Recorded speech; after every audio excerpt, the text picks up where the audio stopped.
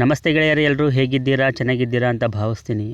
ಇಲ್ಲಿ ತನಕ ಸಿನಿಮಾದಲ್ಲಿ ಮಾತ್ರ ಹೀರೋ ಆಗಿದ್ದ ದಳಪತಿ ವಿಜಯರವರು ಈಗ ತಮಿಳುನಾಡಿನ ಮುಖ್ಯಮಂತ್ರಿ ಪದವಿ ಸ್ವೀಕರಿಸ್ತಾ ಇದ್ದಾರೆ. ಪಕ್ಷ ಕಟ್ಟಿದ ಮೊದಲ ಚುನಾವಣೆಯಲ್ಲೇ ಗೆದ್ದು ಮುಖ್ಯಮಂತ್ರಿ ಸ್ಥಾನ ಪಡೆದ ಎರಡನೇ ಸ್ಪರ್ಧಿಯಾಗಿ ವಿಜಯರವರು ಗುರುತಿಸಿಕೊಂಡಿದ್ದಾರೆ. ಹಾಗಾದರೆ ಮೊದಲ ಸ್ಪರ್ಧಿ ಯಾರು ಅಂತ ನಾವು ನೋಡೋದಾದರೆ, ತಮಿಳು ಚಿತ್ರರಂಗದಲ್ಲಿ ಒಂದು ಕಾಲದಲ್ಲಿ ದೊಡ್ಡ ಸ್ಟಾರ್ ಆಗಿ ಬೆಳೆದಿದ್ದಂತಹ MGR ರವರು. ಗೆಳೆಯರು, ಇವರು 1972ರಲ್ಲಿ ADMK ಅನ್ನೋ ಪಕ್ಷ ಸ್ಥಾಪನೆ ಮಾಡ್ತಾರೆ. ಅದಾದ 5 ವರ್ಷದ ನಂತರ 1977ರ ಎಲೆಕ್ಷನ್ನಲ್ಲಿ 144 ಸ್ಥಾನ ಪಡೆಯುವುದರ ಮುಖಾಂತರ ಅಕ್ಟೋಬರ್ 17, 1977ರಲ್ಲಿ ತಮಿಳುನಾಡಿನ ಮುಖ್ಯಮಂತ್ರಿಯಾಗಿ ಮೊಟ್ಟ ಮೊದಲ ಬಾರಿಗೆ ಒಬ್ಬ ಸಿನಿಮಾ ಸ್ಟಾರ್ ಪ್ರಮಾಣ ವಚನವನ್ನು ಸ್ವೀಕರಿಸ್ತಾರೆ. ತಮಿಳು ಚಿತ್ರರಂಗಕ್ಕೂ ಅಲ್ಲಿನ ರಾಜಕಾರಣಕ್ಕೂ ಅವಿನಾಭಾವ ಸಂಬಂಧವಿದೆ. ದೇಶಕ್ಕೆ ಸ್ವಾತಂತ್ರ್ಯ ಸಿಕ್ಕಿ ಈ ಆಗಸ್ಟ್ ಬಂದರೆ 78 ವರ್ಷವಾಗುತ್ತೆ. ಈ ಅವಧಿಯಲ್ಲಿ ಸುಮಾರು 45 ವರ್ಷಗಳ ಕಾಲ ತಮಿಳುನಾಡನ್ನು ಆಳಿರೋರೇ ಸಿನಿಮಾ ತಾರೆಯರು. MGR, ಜಯಲಲಿತಾ, ಕರುಣಾನಿಧಿ, ಅಣ್ಣಾದೊರೈ, ಹೀಗೆ ಇವರೆಲ್ಲ ಯಾವುದಾದ್ರೂ ಒಂದು ರೀತಿಯಲ್ಲಿ ಸಿನಿಮಾ ಇಂಡಸ್ಟ್ರಿಯಲ್ಲಿ ಕೆಲಸ ಮಾಡಿರೋರೆ. ಬೇರೆ ಸ್ಟೇಟ್ಗಳಲ್ಲಿ ಸಿನಿಮಾ ಅಂತ ಬಂದರೆ ಅದು ಮನರಂಜನೆಗೆ ಮಾತ್ರವಾಗಿರುತ್ತೆ. ಟೆಕ್ನಿಷಿಯನ್ಗಳು, ಹೀರೋಗಳು ಬಿಸ್ನೆಸ್ ರೂಪದಲ್ಲಿ ಸಿನಿಮಾಗಳನ್ನು ಮಾಡ್ತಾರೆ. ಆದರೆ ತಮಿಳುನಾಡಿನಲ್ಲಿ ಹಾಗಲ್ಲ. ಸಿನಿಮಾ ಅಂದರೆ ಒಂದು ರಾಜಕೀಯ ಪ್ರಚಾರ. ಸಿನಿಮಾದಲ್ಲಿ ಲೀಡರ್ ಆದ ನಟನನ್ನು ನಿಜ ಜೀವನದಲ್ಲೂ ಲೀಡರ್ ಅಂತಾನೆ ಅಲ್ಲಿನ ಜನಗಳು ಭಾವಿಸ್ತಾರೆ. ರೀಲ್ಗೂ ರಿಯಲ್ಗೂ ಅಲ್ಲಿ ವ್ಯತ್ಯಾಸವಿಲ್ಲ. ಅದನ್ನು ಅರಿತಂತಹ ಕೆಲವು ನಟರುಗಳು ತಮ್ಮ ಸಿನಿಮಾಗಳಲ್ಲಿ ಭ್ರಷ್ಟಾಚಾರದ ವಿರುದ್ಧ ಹೋರಾಡುವಂತಹ ಪಾತ್ರ, ರೈತರಿಗೆ ಬಡವರಿಗೆ ಬೆನ್ನೆಲುವಾಗಿ ನಿಲ್ಲುವಂತಹ ಪಾತ್ರ, ಹೀಗೆ ಜನಗಳನ್ನು ಅಟ್ರಾಕ್ಟ್ ಮಾಡುವ ಕ್ಯಾರೆಕ್ಟರ್ಗಳಲ್ಲಿ ಸಿನಿಮಾಗಳನ್ನು ಮಾಡಿ ಜನಗಳಿಗೆ ಹತ್ತಿರ ಆಗ್ತಾರೆ. ಸಿನಿಮಾ ಯಾವಾಗ ಬೇಡ ಅನಿಸುತ್ತೋ ಆವಾಗ ಸ್ವತಂತ್ರ ಪಕ್ಷ ಕಟ್ಟಿ ತಮ್ಮ ಅಭಿಮಾನಿಗಳನ್ನೇ ಪಕ್ಷದ ಸದಸ್ಯರಾಗಿ ಮಾಡಿಕೊಂಡು ಪ್ರಚಾರ ಪಡೆದು ಮುಂಬರುವ ಎಲೆಕ್ಷನ್ನಲ್ಲಿ ಕಂಟೆಸ್ಟ್ ಮಾಡಿ ಗೆಲ್ತಾರೆ. ಈ ಪದ್ಧತಿ ತಮಿಳುನಾಡಿನಲ್ಲಿ ಆ ಕಾಲದಿಂದಲೂ ಬಂದಿದೆ. ಇದಕ್ಕೆಲ್ಲ ಬುನಾದಿ ಹಾಕಿಕೊಟ್ಟಂತಹ MGR ರವರು ಹೇಗೆ ADMK ಅನ್ನೋ ಪಕ್ಷವನ್ನು ಕಟ್ಟಿದ್ರು, ಸ್ವತಂತ್ರ ಪಕ್ಷ ಸ್ಥಾಪನೆ ಮಾಡೋದಕ್ಕಿಂತ ಮೊದಲು ಯಾವ ಪಕ್ಷಗಳಲ್ಲಿ MGR ಅವರು ಕೆಲಸ ಮಾಡಿದ್ರು, ಜನಗಳಿಗೆ ಹತ್ತಿರವಾಗಲು ಅವರು ಯಾವ್ಯಾವ ಸಿನಿಮಾಗಳನ್ನು ಮಾಡ್ತಾ ಬಂದರು ಅನ್ನೋದನ್ನು ಈ ವಿಡಿಯೋದಲ್ಲಿ ನೋಡ್ತಾ ಹೋಗೋಣ. ಸೊ ವಿಡಿಯೋನ ಕೊನೆ ತನಕ ನೋಡಿ. ಗೆಳೆಯರೇ, ತಮಿಳುನಾಡಿನಲ್ಲಿ ದ್ರಾವಿಡ ಪಕ್ಷಗಳ ಉದ್ಭವವಾಗಲು ಅಣ್ಣಾದೊರೈ ಹಾಗೂ ಕರುಣಾನಿಧಿರವರು ಕಾರಣವಾಗ್ತಾರೆ. ಆಗ ಬಲಿಷ್ಠವಾಗಿ ನೆಲೆಯೂರಿದ್ದ ಕಾಂಗ್ರೆಸ್ಸನ್ನು ಮಟ್ಟ ಹಾಕಲು ಅಣ್ಣಾದೊರೈ, ಕರುಣಾನಿಧಿಯರವರು ಯೋಚನೆ ಮಾಡ್ತಾರೆ. ಆ ಕಾಲದಲ್ಲಿ ಮೀಡಿಯಾ, ಸೋಷಿಯಲ್ ಮೀಡಿಯಾಗಳು ಇರಲಿಲ್ಲ. ಜನಗಳಿಗೆ ಯಾವುದಾದ್ರೂ ಒಂದು ವಿಚಾರವನ್ನು ತಲುಪಿಸಬೇಕಾದ್ರೆ ಯಾವುದೇ ಸುಲಭ ದಾರಿ ಇರಲಿಲ್ಲ. ಆಗ ಅವರು ಆಯ್ಕೆ ಮಾಡಿಕೊಂಡಿದ್ದೇ ಈ ಸಿನಿಮಾ. ಅಣ್ಣಾದೊರೈ ಸಿನಿಮಾ ಇಂಡಸ್ಟ್ರಿಯಲ್ಲಿ ರೈಟರ್ ಆಗಿ ಕೆಲಸ ಮಾಡ್ತಾ ಇರ್ತಾರೆ. ಆಗ ತಮ್ಮ ಸಿನಿಮಾಗಳ ಮೂಲಕ ಜನರ ಮೈಂಡ್ ಸೆಟ್ ಚೇಂಜ್ ಮಾಡುವಂತಹ ಕೆಲಸಗಳನ್ನು ಮಾಡ್ತಾ ಬರ್ತಾರೆ.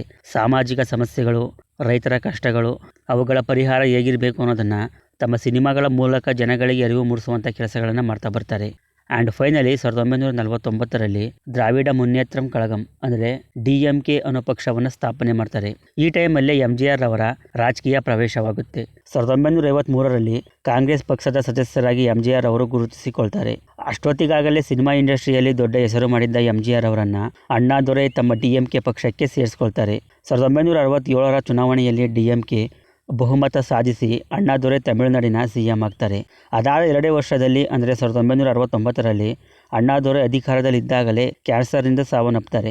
ಆಗ ಪಕ್ಷದ ನಾಯಕನಾಗಿ ಕರುಣಾನಿಧಿಯವರನ್ನು ಆಯ್ಕೆ ಮಾಡ್ತಾರೆ. ಪಕ್ಷವನ್ನು ಕರುಣಾನಿಧಿ ಅವ್ರ ಕೈಲಿ ಕೊಟ್ಟಾಗಲೇ ಕರುಣಾನಿಧಿ ಹಾಗೂ MGR ಇವರಿಬ್ಬರ ಮಧ್ಯ ವೈಮನಸ್ಸು ಶುರುವಾಗುತ್ತೆ. ಅಣ್ಣಾದೊರೈ ನಿಧನದ ನಂತರ ಪಕ್ಷದಲ್ಲಿ ಭ್ರಷ್ಟಾಚಾರ ಶುರುವಾಗಿದೆ ಎಂದು MGR ಅವರು ಆರೋಪ ಮಾಡಲು ಶುರು ಮಾಡ್ತಾರೆ. ಆಗ ಕರುಣಾನಿಧಿ ಅವರು MGR ಅವರನ್ನು ಪಕ್ಷದಿಂದ ಹೊರಹಾಕ್ತಾರೆ. ಗೆಳೆಯರೇ, ಹೇಳಿ ಕೇಳಿ MGR ಅವರು ಒಬ್ಬ ಸೂಪರ್ ಸ್ಟಾರ್. ತಮಿಳುನಾಡಿನ ಜನ ಸಿನಿಮಾ ಹೀರೋಗಳನ್ನು ದೇವರ ಥರ ನೋಡ್ತಾರೆ. MGR ಅವರು ಕೂಡ ಅಷ್ಟೊತ್ತಿಗೆ ಸಾಕಷ್ಟು ಅಭಿಮಾನಿಗಳನ್ನು ಪಡೆದುಕೊಂಡಿರ್ತಾರೆ. ಇದನ್ನೇ ಬಂಡವಾಳವನ್ನಾಗಿ ಮಾಡಿಕೊಂಡ MGR ಅವರು ಸ್ವತಃ ತಾವೇ ಸ್ವತಂತ್ರ ಪಕ್ಷ ಕಟ್ಟಲು ಗಟ್ಟಿಯಾಗಿ ನಿರ್ಧಾರ ಮಾಡ್ತಾರೆ. ಅದೇ ಥರ 1972ರಲ್ಲಿ ADMK ಅಂದರೆ ಅಣ್ಣಾ DMK ಎಂಬ ಪಕ್ಷವನ್ನು MGR ಅವರು ಸ್ಥಾಪನೆ ಮಾಡ್ತಾರೆ. ರೀಲ್ನಲ್ಲಿ ರಿಯಲ್ನಲ್ಲಿ ಎರಡೂ ಕಡೆ ಅಲರ್ಟ್ ಆಗಿ ಜನಗಳಿಗೆ ಹತ್ತಿರವಾಗುವ ಕೆಲಸಗಳನ್ನು ಮಾಡ್ತಾರೆ. 1974ರಲ್ಲಿ ಇಂದೂರ ನಾಲೈ, 1975ರಲ್ಲಿ ಇಥಾಯನಕಿ, 1977ರಲ್ಲಿ ಇಂಡ್ರೋ ಪೋಲ್ ಇಂಡ್ರೂಮ್, ಹೀಗೆ ಬಡವರ ನಾಯಕನಾಗಿ ಅವರ ಕಷ್ಟಗಳನ್ನು ದೂರ ಮಾಡುವ ಪಾತ್ರಗಳಲ್ಲಿ ಈ ಸಿನಿಮಾಗಳ ಮೂಲಕ MGR ಅವರು ಕಾಣಿಸಿಕೊಳ್ತಾರೆ. ಹೀಗೆ MGR ಅವರು ತಮ್ಮ ಅಣ್ಣಾ DMK ಅನ್ನೋ ಪಕ್ಷವನ್ನು ದೊಡ್ಡ ಮಟ್ಟದಲ್ಲಿ ಪ್ರಚಾರ ಮಾಡಿ 1977ರ ಚುನಾವಣೆಯಲ್ಲಿ DMK, ಕಾಂಗ್ರೆಸ್, ಜನತಾ ಪಾರ್ಟಿ ಇವುಗಳ ಮಧ್ಯ MGR ಅವರ ADMK ಕಂಟೆಸ್ಟ್ ಮಾಡುತ್ತೆ. ತಮಿಳುನಾಡಿನ ಜನಗಳು ಅಣ್ಣಾದೊರೈ ಕಟ್ಟಿದ DMKಯನ್ನು ಬಿಟ್ಟು MGR ಅವರು ಕಟ್ಟಿದ ADMKಗೆ ಬೆಂಬಲ ಕೊಟ್ಟು 144 ಸ್ಥಾನ ಗೆಲ್ಲುವಂತೆ ಮಾಡ್ತಾರೆ. ಬಹುಮತ ಸಾಬೀತು ಮಾಡಿ MGR ಅವರು 1977ರಲ್ಲಿ ತಮಿಳುನಾಡಿನ ಮುಖ್ಯಮಂತ್ರಿಯಾಗಿ ಆಯ್ಕೆಯಾಗ್ತಾರೆ. ಗೆಳೆಯರು, MGR ಅವರು ಕಟ್ಟಿದ ADMK ಅನ್ನೋ ಪಕ್ಷಕ್ಕೆ ಮುಂದೆ ಆಲ್ ಇಂಡಿಯಾ ಅನ್ನೋದನ್ನು ಸೇರಿಸಲಾಗುತ್ತೆ. ಆಗ ADMK AIDMK ಅಂತ ಕರೆಸ್ಕೊಳ್ಳುತ್ತೆ. ಮುಂದೆ MGR ಅವರು 10 ವರ್ಷಗಳ ಕಾಲ ತಮಿಳುನಾಡಿನ CM ಆಗಿ ಸೇವೆ ಸಲ್ಲಿಸ್ತಾರೆ. ಗೆಳೆಯರಿ, MGR ಅವರ ಪಾಪ್ಯುಲಾರಿಟಿ ಹೇಗಿತ್ತು ಅಂದರೆ 1984ರ ಚುನಾವಣೆ ಸಮಯದಲ್ಲಿ MGR ಅವರು ಅನಾರೋಗ್ಯಕ್ಕೆ ತುತ್ತಾಗಿ ಮೂತ್ರಪಿಂಡದ ಚಿಕಿತ್ಸೆ ಪಡೆಯೋದಕ್ಕೆ ಅಮೆರಿಕಕ್ಕೆ ಹೋಗಿರ್ತಾರೆ. ಆಗ ತಮಿಳುನಾಡಿನಲ್ಲಿ MGR ಅವರು ಪ್ರಚಾರಕ್ಕೆ ಇರೋದಿಲ್ಲ. ಆದರೂ ಕೂಡ ಅಲ್ಲಿನ ಜನರು AIADMKನ ಗೆಲ್ಲಿಸಿ ಮತ್ತೆ CM ಸ್ಥಾನವನ್ನು MGR ಅವರಿಗೆ ಕೊಡ್ತಾರೆ. ಹೀಗೆ ಒಬ್ಬ ಚಿತ್ರನಟ ಸ್ವತಂತ್ರ ಪಕ್ಷ ಕಟ್ಟಿ CM ಆಗಿ 10 ವರ್ಷಗಳ ಕಾಲ ತಮಿಳುನಾಡನ್ನು ಆಳ್ತಾರೆ. ಇದು ಇತಿಹಾಸದಲ್ಲಿ ಮೊದಲ ಬಾರಿ ಎಂದು ಗುರುತಿಸಿಕೊಂಡಿದೆ. ಮತ್ತೆ 1988ರಲ್ಲಿ MGR ಅವರು ಅಧಿಕಾರದಲ್ಲಿದ್ದಾಗಲೇ ಸಾವನ್ನಪ್ತಾರೆ. ಆಗ ಪಕ್ಷ ಸ್ವಲ್ಪ ವೀಕ್ ಆಗುತ್ತೆ. ಹಾಗಾಗಿ ಮುಂದಿನ ಚುನಾವಣೆಯಲ್ಲಿ ಜನ AIADMKನ ಕೈ ಬಿಟ್ಟು DMKಗೆ ಬೆಂಬಲ ಕೊಟ್ಟು DMKನ ಅಧಿಕಾರದ ಪಕ್ಷವನ್ನಾಗಿ ಆಯ್ಕೆ ಮಾಡ್ಕೊಳ್ತಾರೆ. ಮತ್ತೆ 1997ರ ಸಮಯದಲ್ಲಿ AIADMKನ ಜಯಲಲಿತಾ ತನ್ನ ಕಂಟ್ರೋಲ್ಗೆ ತಗೊಂಡು CM ಸ್ಥಾನ ಪಡ್ಕೊಳ್ತಾರೆ. ಅಲ್ಲಿಂದ 2016ರ ತನಕ ಜಯಲಲಿತಾ ಪಕ್ಷವನ್ನು ಚೆನ್ನಾಗಿ ನೋಡಿಕೊಂಡು ಬರ್ತಾರೆ. ಅವರಿರೋ ತನಕ ಪಕ್ಷದಲ್ಲಿ ಅವರ ಮಾತನ್ನು ಯಾರು ಮೀರದ ಹಾಗೆ ಗಟ್ಟಿಯಾಗಿ ಪಕ್ಷವನ್ನು ನಡೆಸ್ಕೊಂಡು ಹೋಗ್ತಾರೆ ಜಯಲಲಿತಾರವರು. ನಂತರ 2016ರ ಡಿಸೆಂಬರ್ನಲ್ಲಿ ಜಯಲಲಿತಾ ಕೂಡ ಸಾವನ್ನಪ್ಪಾಗ ಅಲ್ಲಿಂದ ಪಕ್ಷದಲ್ಲಿ ಬಿರುಕು ಮೂಡುತ್ತೆ.